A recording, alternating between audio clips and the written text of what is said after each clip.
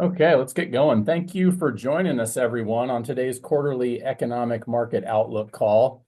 My name is Sean Patton. I'm the champion partner here at CNC Financial Group. A few household items to start. If you're a current client on the call today, thank you for allowing us to be your trusted tax and financial advisors. Our team is always available to answer your phone calls or emails, so please don't hesitate to contact us with any questions or concerns about your accounts, even if you're between scheduled review meetings. If you're new, welcome, and we would love to get to know you. We offer a complimentary discovery meeting to show you how we can create a customized plan to assist you on your path to success. Give us a call, email us, or send us a note through the contact page on our website, www.cnccpa.com. One of the ways our firm adds value to your financial plan is by focusing on taxation as a part of your overall strategy.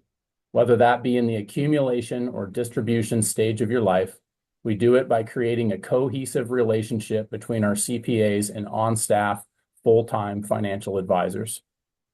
Our process begins with a holistic approach based on our review of your personal financial planning needs unique to you and your family. The more we understand your vision and goals, the better we can help you prioritize and realize meaningful progress. As a reminder, during the call today, feel free to use the Q&A button to submit any questions that you have. Jason will gather those questions along the way, and we will field them after the presentation. Okay, let's get this party started. I want to introduce you to our speaker today, Mark Eibel. He's the Director and Chief Investment Strategist for Russell Investments. He's been with Russell for 38 years now and is a regular on CNBC and Bloomberg TV discussing economic trends and opportunities. Our firm works with Russell out of Seattle to provide clients with the most tax-efficient investment portfolios we can. We have collaborated with them on a number of specific portfolio designs and value our partnership with their team. They're kind enough to offer our tax and financial services clients and our team a quarterly economic update, and we look forward to today's presentation. All right, Mark, welcome in, and you can take it away. Great. I'm going to cover five slides out of a deck of 26, so it's pretty good odds in your all favor. It'll probably take me 20 minutes or so. Some of them take a little bit more detail than others, so we're going to kind of start with big picture, end in big picture, talk a little bit about stocks, a little bit about bonds, a little bit about policy. Might get stuck on that page for a little bit. And then again, we'll just wrap it up with a little bit of kind of a top level kind of slide. So not too hard. I would like to start with saying it's been a good year to date start. 60-40 is up around 3%. If you've got more in equities, you've done a little bit better. If you have a little bit less in equities and more in bonds, you've still done okay. Every asset class is generally up. Non-US equities have performed quite well as of late. They're beating US, but US is up, 3.5, and non-US is up 4.5 or 5. Infrastructure and REITs have done quite well. So a nice start to the year, which might not be what you would think by watching your favorite news channel, whatever that might be. There's a lot going on, right? And we'll get into some of that on the policy slide. It feels kind of exhausting. It feels like the market should be more volatile than it is, but we've only had a couple days of, pretty decent downturns, and then they kind of bounce right back. So even though we might feel the market's volatile, we might be being told the market's volatile, it hasn't been so far. Again, it's pretty remarkable. It's shaking off some pretty dramatic news at times, and maybe it's starting to figure out that there's politicking season and then there's policy making season, and one's a little bit more nuanced than the other. So we'll get into all that.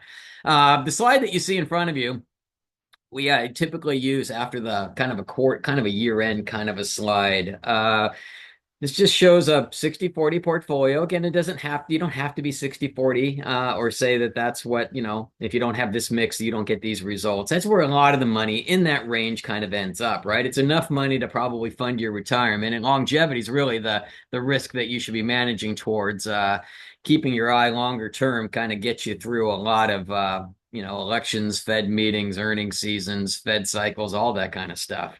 So a lot of people, you have that much in equities, the rest in bonds or an assortment of asset classes. Don't have too much more than that because it gets hard to live with. You don't have a lot of times a lot less than that because it's hard to fund your retirement. So a lot of the money ends up in this range, but it doesn't have to be this exact range.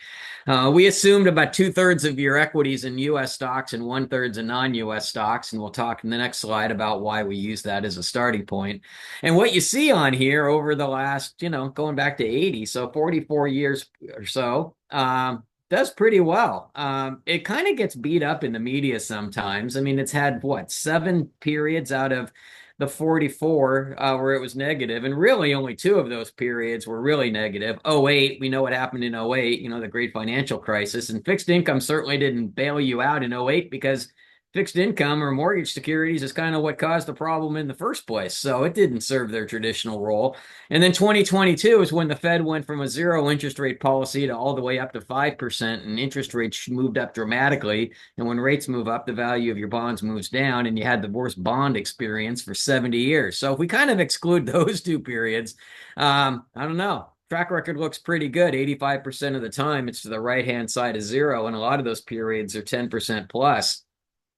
What I always find interesting too is it gets beat up like in an '08 or 22, but the media never talks about, well, what happened the next years, right? Well, where's 2009? Well, where's 2023? Pretty solid on the 15% plus category. So when it works really well, no one talks about it. When it does its job, nobody talks about it. And when it has a negative experience, and again, I can understand what was going on in '08 and 22 to explain it, it kind of gets beat up. So I like starting with this one because, again, I think this is where most money should be.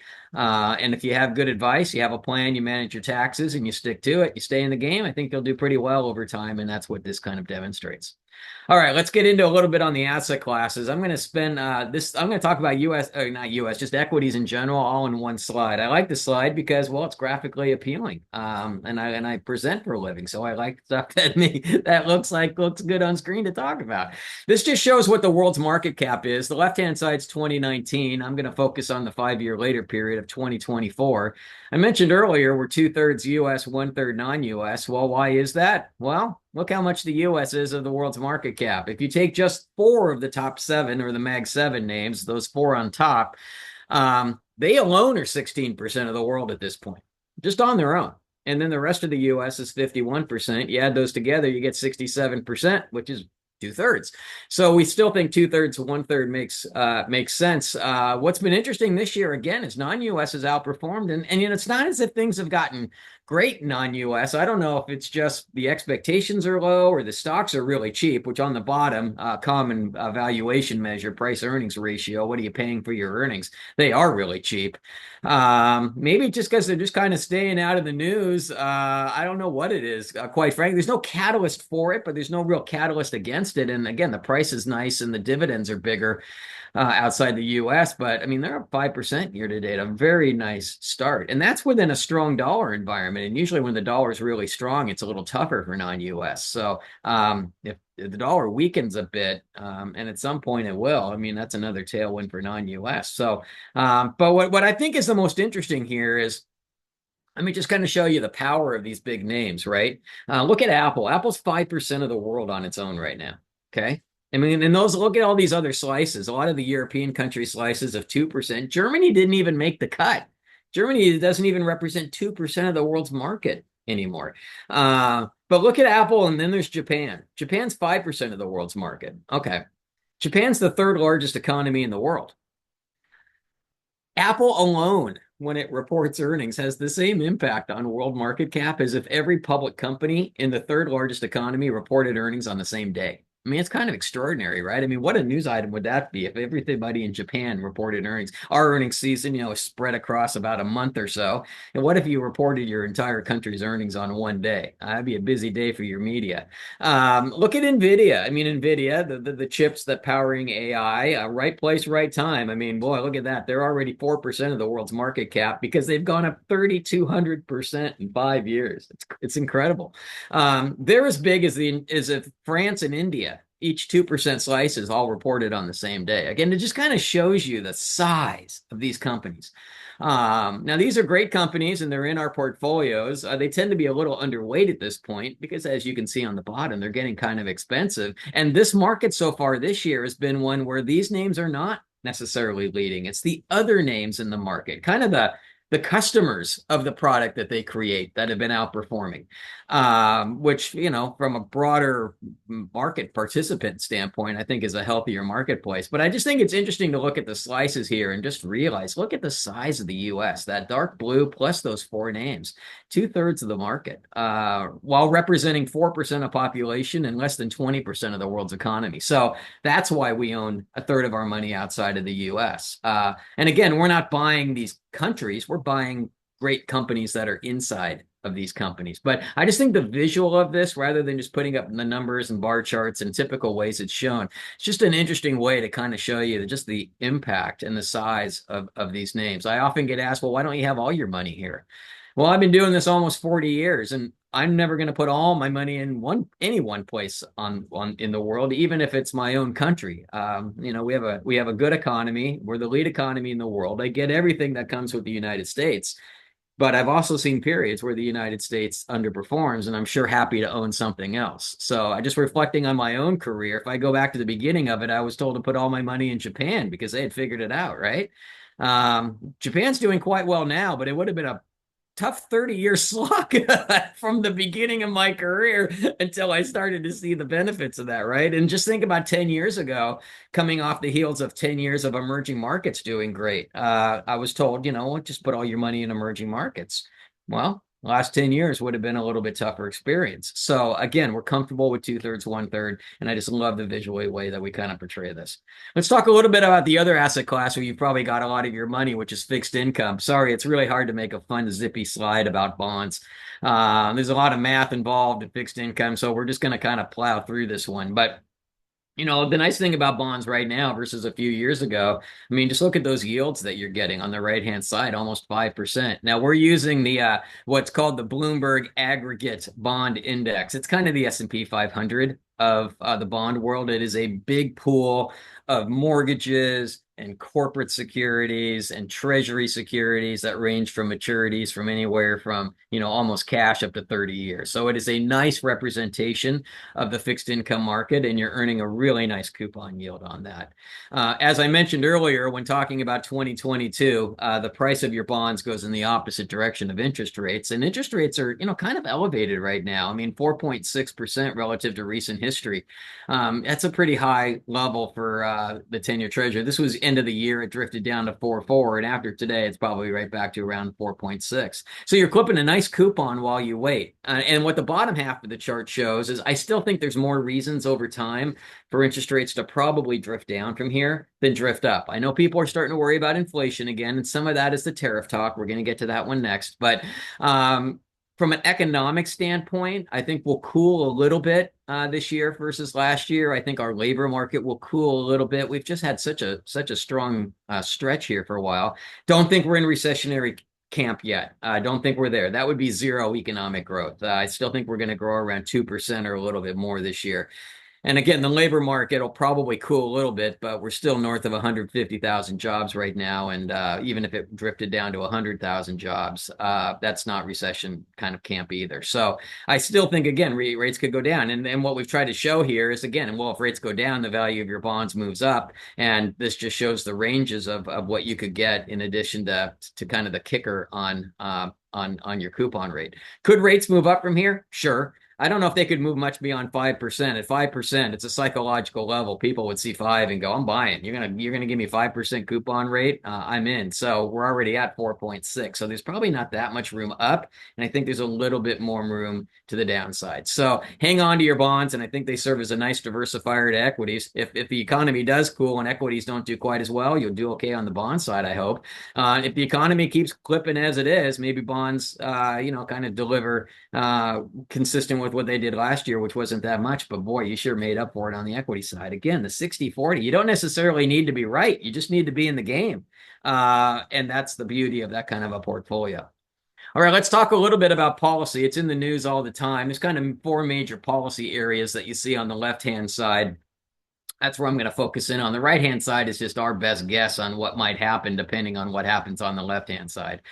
Tariffs and immigration, we kind of pair them together. They get talked a lot about, and a lot of times when they're being talked about, they're not as market-friendly days. The bottom two, fiscal, and kind of tie in tax policy with that. Usually when tax policy, as well as the deregulatory environment coming up, those are tend to be a little bit more market-friendly. So you got two on each side, and depending on the day, or really lately, depending on the hour, you can have news on any of these. My evening talks sometimes are slightly different than my morning talks because stuff happens during the day. We're moving at a pretty fast clip, right? So that's what you get this back and forth on these. So tariffs and immigration, I kind of lump together because together they kind of are going to guide maybe the inflation story. Now, tariffs is I think it's almost easier to look at history of the first Trump term, which was he would talk tariffs, but he didn't implement them to the levels that he politicked on. In other words, his policies were a little different than the politicking. He said he would do 45% on China, and he did 17. He said 25% on Canada and Mexico, and he said that again this time, and he did zero. Now, I'm not saying he's going to do zero, but he's already pushed out the deadline. I think he uses them as a negotiating tool to kind of say, well, okay, Canada and Mexico, you're going to probably go into a recession. We're not.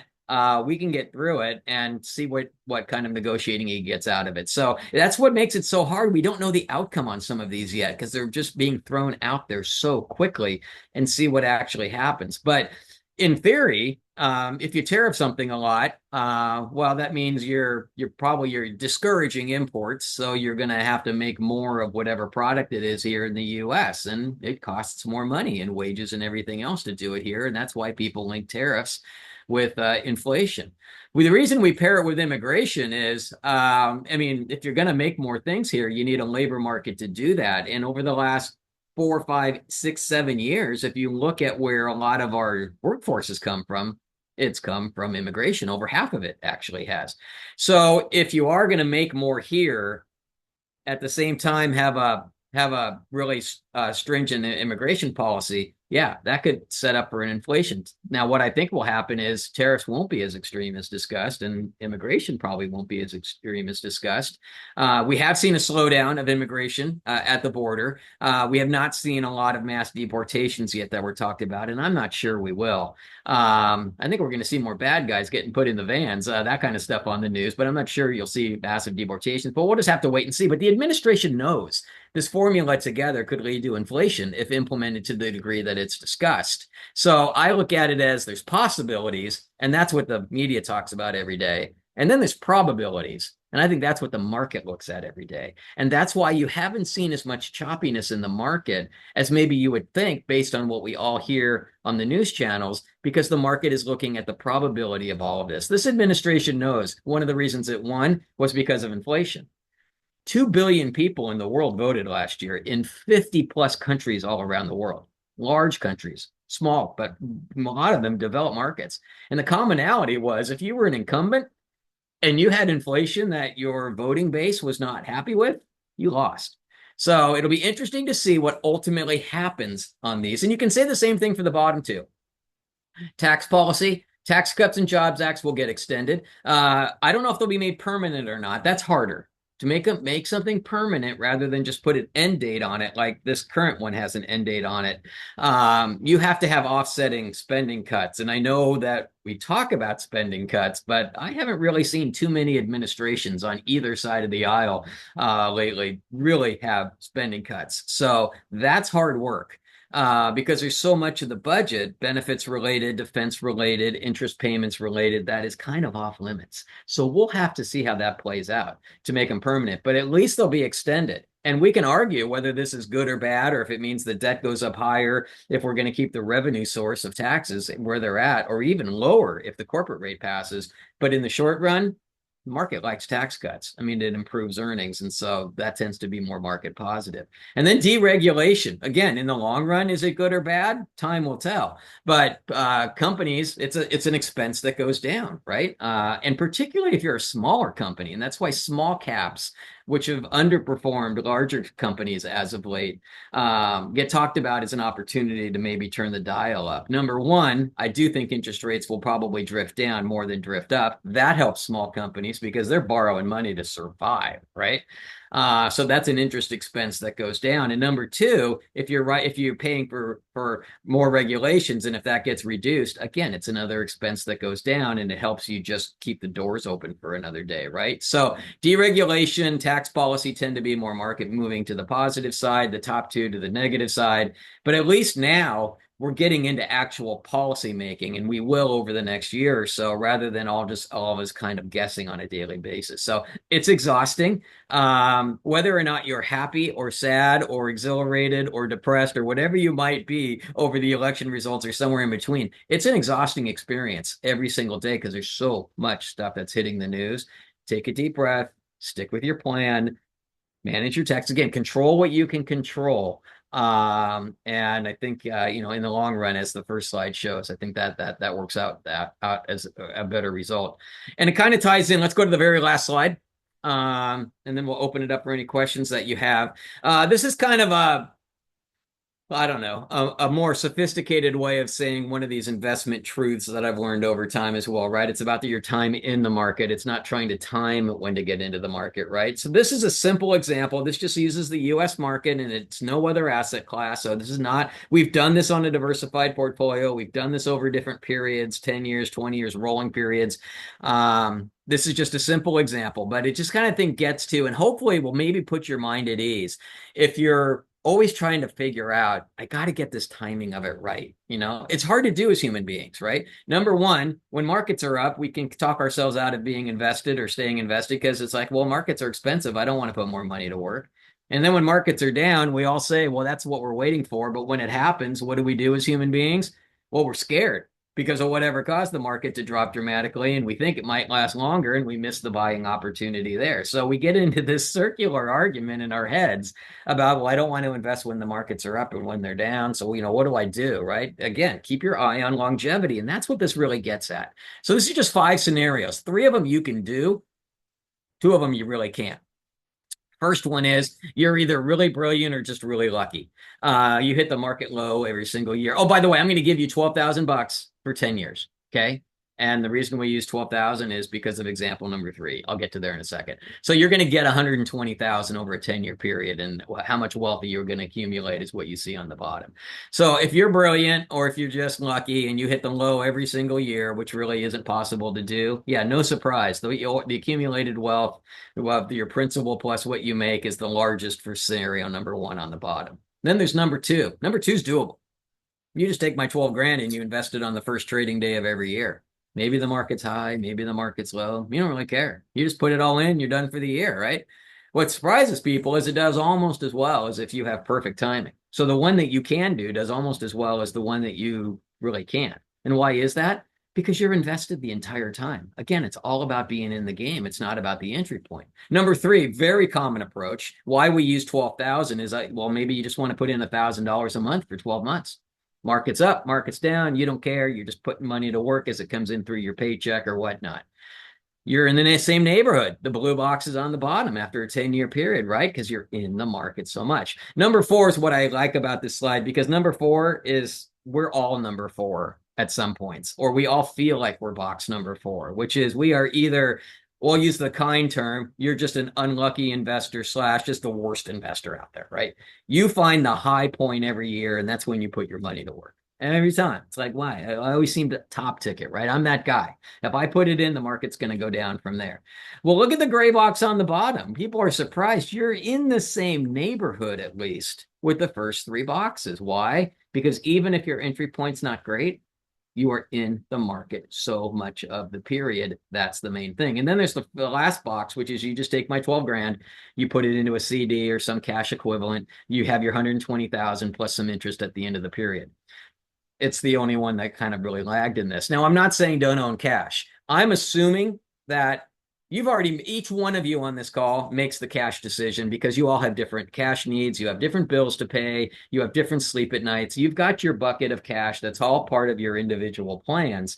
This is separate from that. This is, okay, now we're talking about your investing for long term, and what's going to fund your long term retirement. So I'm not saying don't own any cash. That's not the point of this example. I'm saying is if you have a big cash bucket as part of your long term investments, you're probably over most periods. You're not holding up to what you want within your plan of what you need that bucket to do. So I just really like the slide because if anything, maybe it just takes the pressure off you a little bit. It's like you don't have to be perfect, just have to be consistent. You have to stay in the game. You have to have a plan, and you don't have to get your timing absolutely perfectly right. None of us get the timing right. I mean, we don't, right?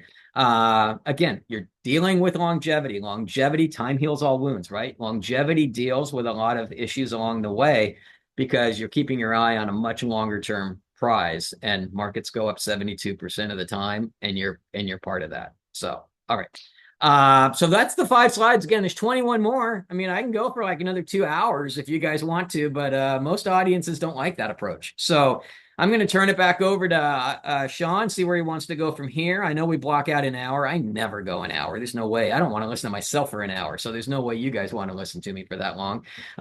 See where you want to go with any questions, and then we'll let you get onto your day.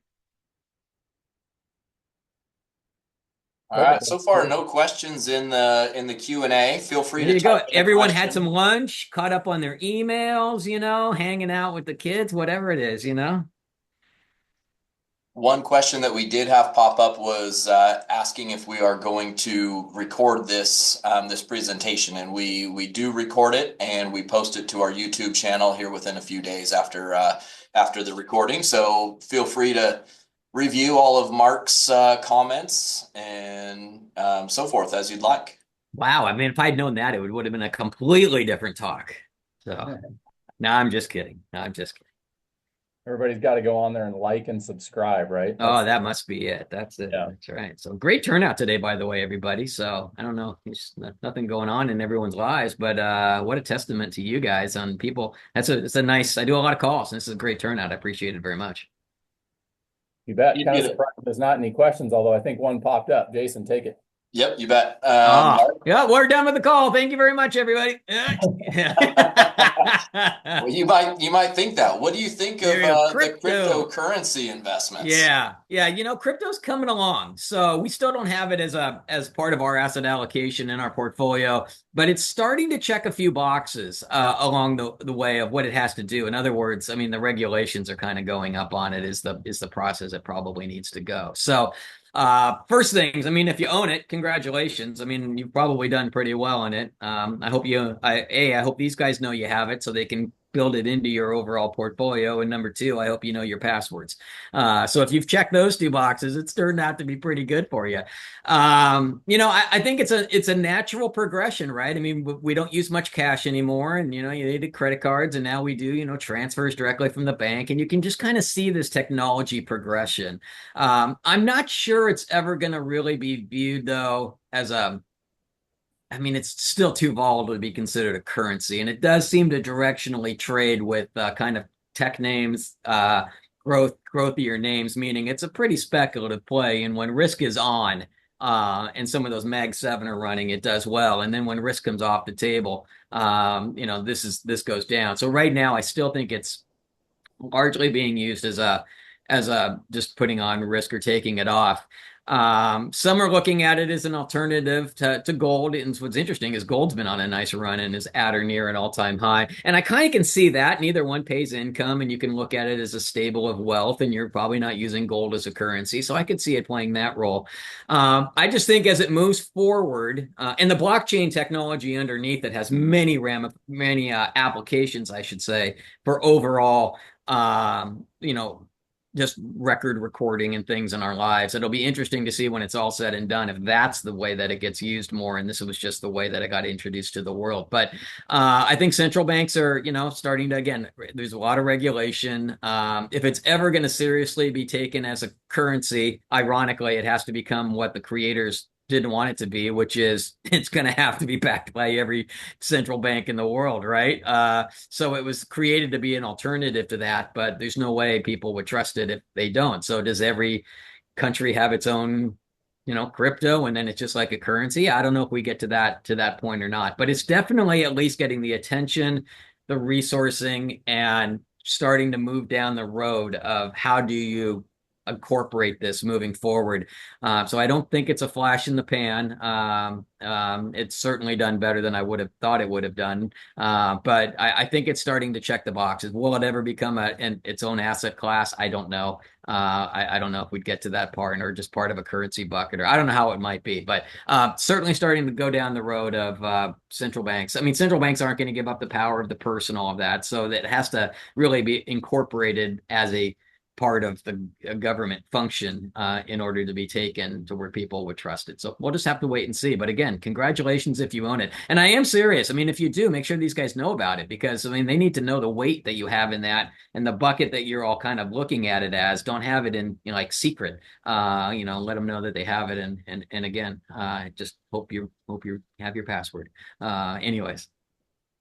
Couple more questions rolling in. Yeah. We did have one that didn't hit the Q&A, but how to navigate the noise in the media and, all that's coming out with, the Department of Government Efficiency, and, it just feels like there's a whole lot going on there. And Yeah. that's in the media, seems like daily.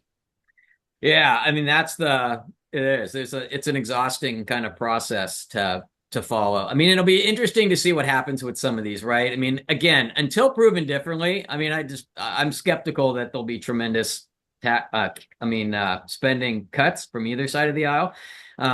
It's just hard to do because so much of it is locked down to where it's untouchable. Now, eventually it is going to be touched. I mean, eventually Social Security and things will have to be dealt with, but I don't think any politician on either side of the aisle is going to do that until it's an absolute crisis, because cutting benefits and raising taxes in that regard is probably not good to short-term political careers, right? I mean, let's be honest with ourselves, right? I mean, we all know it's coming, but none of us are really happy about it, so to speak. So I think it's just really hard to make big cuts. Now, might there be cuts here or there? And again, the numbers will look large, but when you look at it at the overall size of the economy, I mean, the annual budget's like $6-7 trillion, and I don't think there's $2 trillion out there to cut when you can't touch Social Security, Medicare, defense, or interest payment. I mean, there's not even $2 trillion left if you cut everything else out there, right? So I think there'll be some small wins. Quite frankly, maybe the deficit comes down as a percentage a little bit.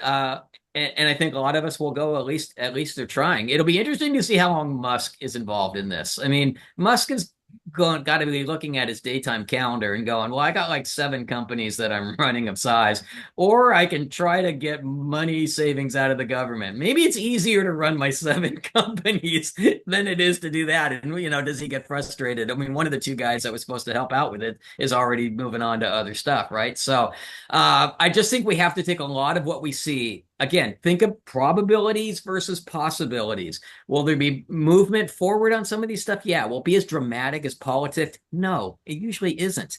But you got to win in order to start putting in the policy. So just kind of take a seat back and say, what are the chances of it happening to this level or not?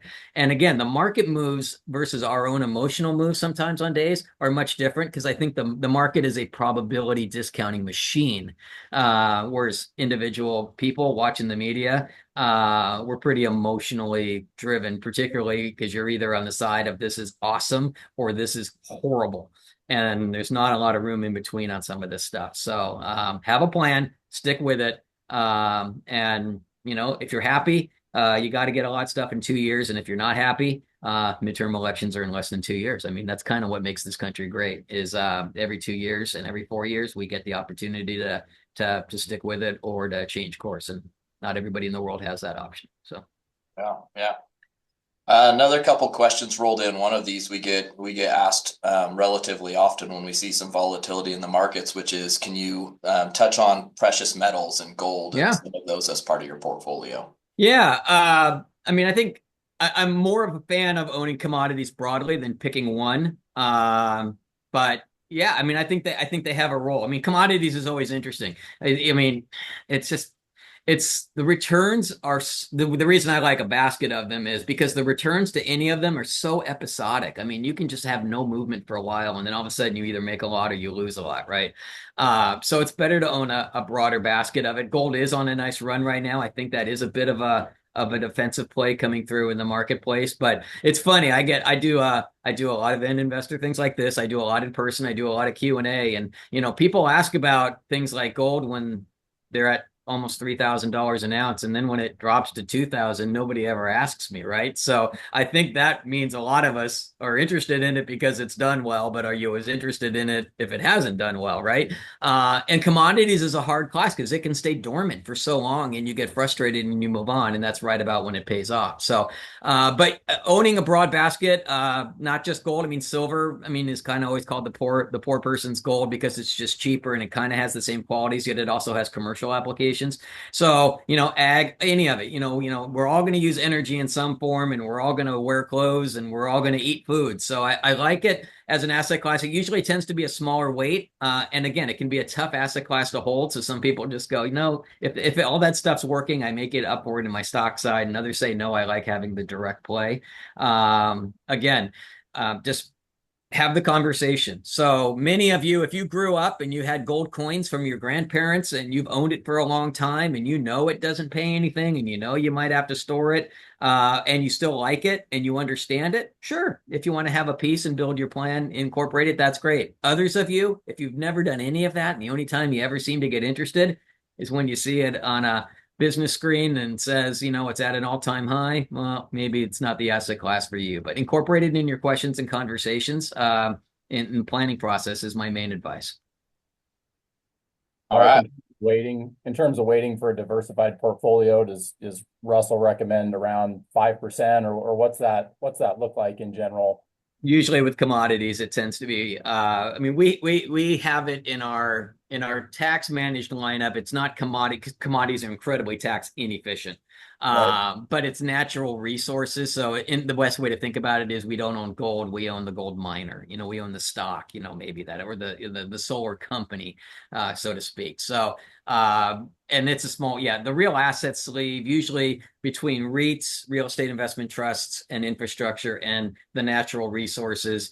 It's 3 to 5% weights, maybe in each of those, kind of a 10% weight. So it's not nearly as large as the stocks and bonds, usually part of people's allocations. But it's a smaller one. It tends to have a return pattern in between stocks and bonds. It's just kind of that nice little buffer sometimes, a little diversifier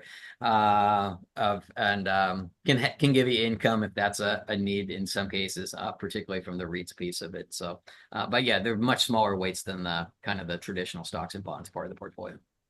Right. Good timing as we're talking about allocation percentages. The last question we have in the queue right now is, is now a good time if you have roughly a 90-10 portfolio, 90% in equities, 10% bonds, fixed income, is now a good time to kind of transition out of that and add a few more bonds into your portfolio? Yeah, wow, that portfolio's got some pop in it. So obviously the risk tolerance is pretty high and your stomach on certain days must be pretty strong. So in the long run, yeah, I mean that's a good one. It's just hard for even with good advice. That's a hard portfolio for a lot of people to live with. That being said, yeah, if you're looking for an entry point, I mean, could rates move up and the entry point be better? Yeah, but relative to particularly any time in the last 15 or 20 years, I mean, we had such a long period of zero interest rate policy because of what was going on between the great financial crisis and then we had COVID, and so you weren't getting paid much along the way. Again, you're getting a much better yield and you don't even have to take, you don't have to be buying high yield securities or lower quality securities. I mean, you're just clipping a nice coupon. So versus periods in the past, is it a decent entry point? Yeah, maybe to have a little bit more than you've had in the past. But again, that's a great question to have with these guys because I mean that your situation, I don't know the background of it and I don't know what you're looking for it to be, but if interest rates move down again, you're getting 5% plus the move down in interest rates that's a better alternative than it's been. One of the reasons I like the 60-40 right now is for so long you had to make all your money on the 60 side, right? Because you weren't making much on the 40. Well, now I think the 40 is going to participate. So if you're a 90-10 person, you've benefited by having the 90 in the part that's been doing so well and not the one that hasn't done as well.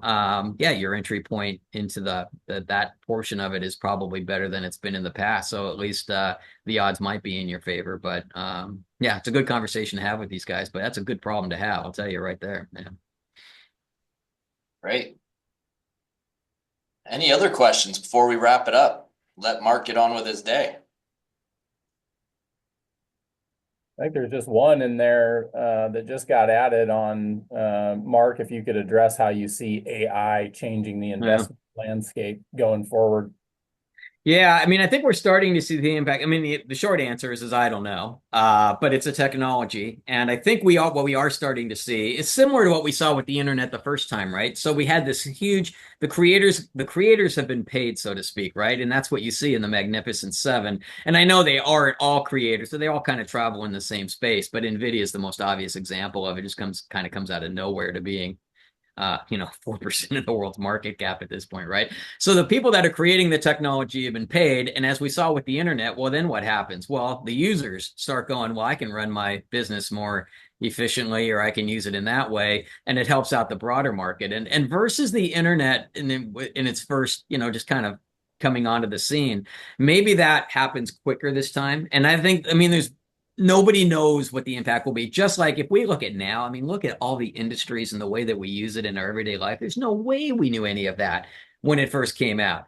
I don't think we know where this can go, but technology tends to make things, more efficient, and we are the innovators of the world. And one of the reasons I think we've stayed the lead economy so long is we innovate, and there are winners and losers when that happens. I understand that. And a lot of time and talk is usually talked about the folks that might be disadvantaged by it, and what are we going to do there? And we just don't unleash the possibilities in our mind on what it could mean for the broader economy. So I don't know, but it's not going away. I think it'll make businesses and our lives different moving forward.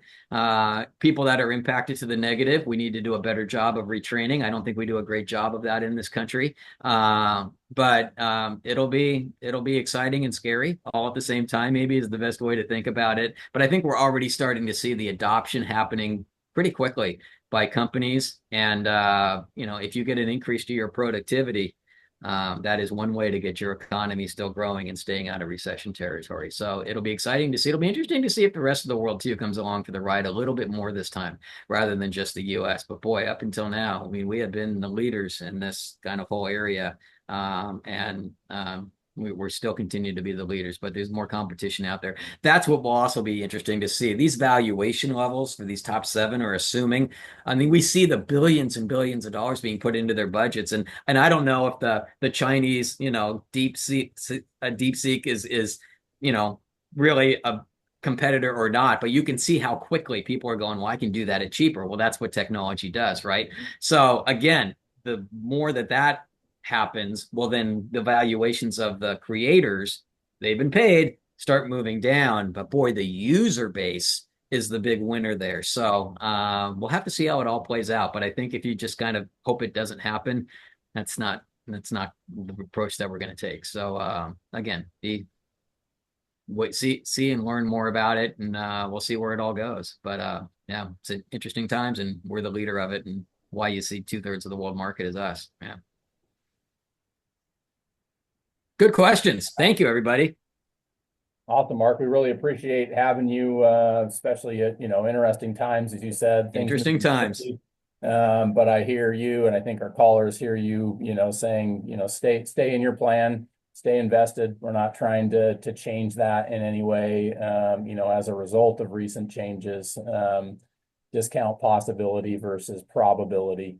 And control what you can control. I think those are good words in a environment, in a time of what looks like rapid change, especially if you're watching TV quite often. So really great summary. Yeah, appreciate your commentary, and thanks again for coming on, and we'll see you next quarter. Until next time, be well, everybody. Thanks, Mark. Thanks, Mark.